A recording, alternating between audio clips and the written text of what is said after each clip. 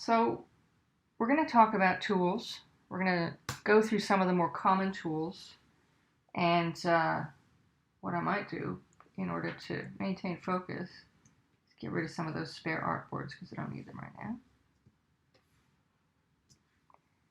And we're going to talk about basic manipulation, and in doing that I'm just going to make a shape. I'm going to give it a color and an outline. At the moment it's hard to see that that's the case, but that is definitely the case. In order to prove the point, I will quickly do that. So we have two shapes, and they're in layers. Let me actually go and grab my layers and open it up. Hold on a second. So shove that in there. Artboards. I like having that open all the time. So, and that's the thing. You can actually grab stuff and drag it into different contextual spaces. So right now we have a layer with two shapes, and those shapes were created with this shape tool. This is a really, really standard tool. It allows you to make rectangles, rounded rectangles, ellipses, polygons, stars, and the ubiquitous, wonderful, why ever and why not? The flare tool. Not my favorite thing ever, but you know, it's there. It's there because people love it. Maybe it's there just to haunt my dreams. Who can say? But the most basic tools, when you hover over these tools, they'll show you what they are. So they'll show you the selection tool. It'll show you the shortcut. Most of the shortcuts that you'll find in this software are pretty straightforward. Some of them are less so. I mean, some of them do require multiple key hits, but most of the tools don't. So say, for instance, the most common tools are going to have a letter, except the curvature tool here, there's a shift and an apostrophe. It's a little bit different one, right? But things like type and lines and doing brush strokes and blah blah blah blah blah. They have shortcuts. It's good to get used to using them if you can. So the selection tool it lets you move something around, and it lets you make changes to a thing. It also allows this. So be wary of the fact that you can actually very quickly make changes to an object while you're still just using the selection tool. If I wanted this to only affect one corner, I should be able to actually select one individual corner and make that change. But, hold on. Does it want to let me do it all? No, it doesn't want to. Let me do. Now I can. Now I can. So it's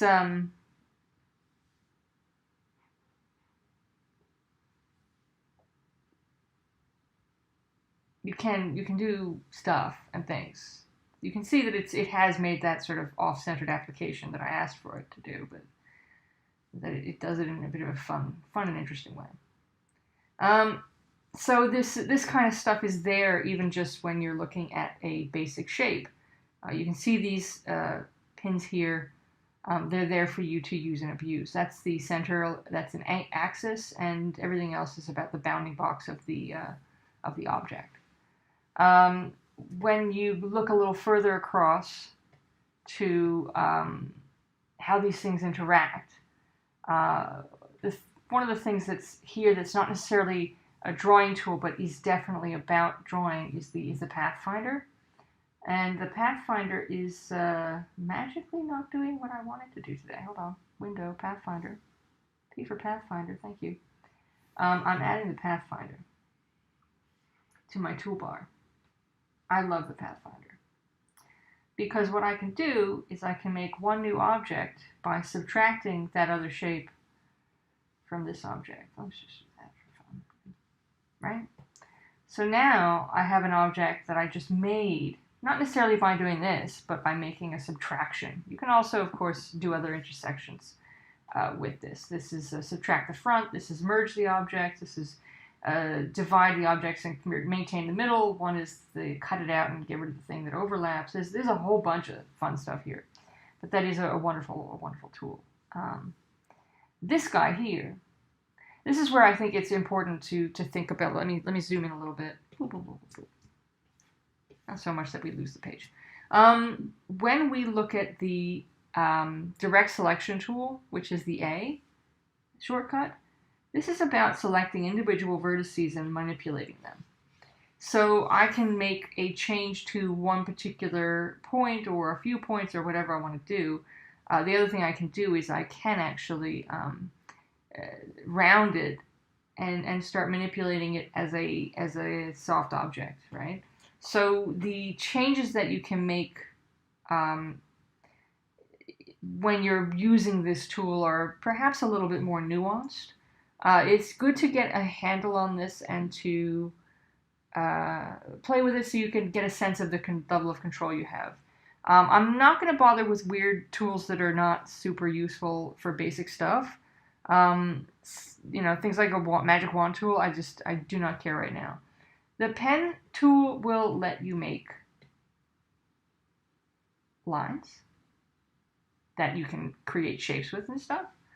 The other thing it does do, though, let me just go back to my select tool and select this object and then select the pen tool. What you'll notice is that if you hover over an existing line, it will allow you to either add vectors to that line or subtract vectors from that line. So it is not just about creating paths that can be closed to create shapes. It is also about adding and removing vertices to existing line and shape. The curvy friend here is similar to the other tool, except that it makes Beziers by default. This is really, it's fine, but here's the thing. If I use my normal pen tool, and as I am placing the point, I click and drag, it will similarly create those sort of Bezier curve style things. The difference is that it lets me very carefully define what those curves look like, much more so than the curvature tool. So I'm not as big a fan of this curvy McCurvy friend as I am of the normal pen tool for making curves. I like to be really precise. Text tool, the text tool is your friend for various reasons. Before I show you, I'm gonna clear the decks. Let me just zoom out a little bit. And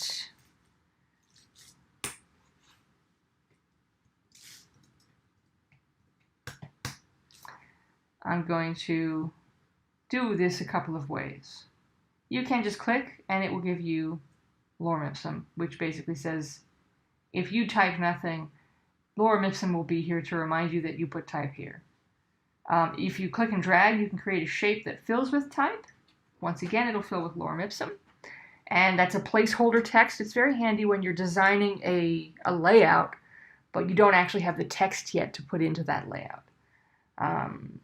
The other thing you can do is type on a path. So say, for instance, I make a path, and I hit my type tool. If I cycle through my type tool, you can see that there's actually a bunch of different tools embedded in here. Anything that has a little drill down triangle in the corner is multiple doodads. So it's instantly going to put lorem ipsum on there. I can, of course, just start typing. Anywhere where it puts lorem ipsum, while it's highlighted, you can just type the things you want to type. Obviously, there's a billion ways to go for it. You can have the vertical type tool, which once again will start off with lorem ipsum, and typing in shapes and all kinds of fun stuff. So this is all fabulous. The line tool I use a lot. If you hold the shift key down, it'll make lines that are straight on in one sense or another, like on an angle. So you can basically click and drag in any direction, but it will pick and snap to either 90, 45, or 180 to just give you lines. Here's another thing to think about. If you use the line tool and you don't have a color or a fill selected, you're not going to see the lines. And you can see here there's a whole bunch of lines that exist but don't have any fill. I'm just selecting them here. I'm going to give them something. Let's just do that. That way we can see the fun stuff we've done. The brush tool. Once again, if you go in here, it's got a couple of things in it, but the paintbrush tool to me is, I don't know, it's not necessarily super useful. It's not unuseful. It's just going to make vector, right? It just, the vector looks like it's something else. What's important about pencil and brush stroke is that it's still just vector, right? However, here, if I were to say assign a fill to this, you can see that it really is about this. This is vector is a path, and it still has the capacity to create a shape. It's just that this shape is kind of, it's defined by this stroke. In contrast, if we were to go digging around for Captain Pencil and do the same kind of line, you'll see that it doesn't necessarily come up by default with that last texture I used. But at the same time, if I were to tell it to do a fill, it's going to create the same kind of scenario. And if I go to this object and I look at doing this kind of, I want this to be fatter and I want it to not have a uniform line, and I say I wanted to do this, it kind of winds up looking very similar to this other brush tool. So, I mean, in a basic sense, it's really horses for courses. There's not enough of a significant difference between these things for me to tell you that one's better than the other or more valuable than the other. But you'll notice that the brush tools here have different things floating around inside them. Path eraser tools, shaper tools, smoothing tools. That can be helpful when you've made a mess of things. I'm not a big fan of Captain Eraser. Eraser doesn't make friends with me, and I don't make friends with Eraser here. And this is why. The idea that you could just drag and make two shapes, this could be very helpful. It could be very useful, but I tend to find limited uses for it because I'm a bit more meticulous than that, and I tend to divide objects using the pathfinding tool rather than using the eraser tool to make objects, right? It's not for me. So the other tools here are a little more like advanced. We've got this kind of the warp tool, the twirl tool. I mean, yeah, whatever. You can if you want to. This is a party where everyone's invited, including this tool. This one's fun in its own way, but it's hard to control. And as you make things more and more progressively complex, you may find that it's infinitely nauseating. Can be useful at times, however, can also just make that, which is not exactly pretty. Yeah. So you may find that this is, some of these things might be fun to play with, some of them might be useful in certain ways, but, the stuff where it's harder to control, I wouldn't necessarily start with it. Other tools here are about perspective and stuff, so you can actually use this to sort of create, so say for instance you need to do a cityscape and you're trying to do a building and you've got to figure out, you can do stuff like that. You can, if you want to.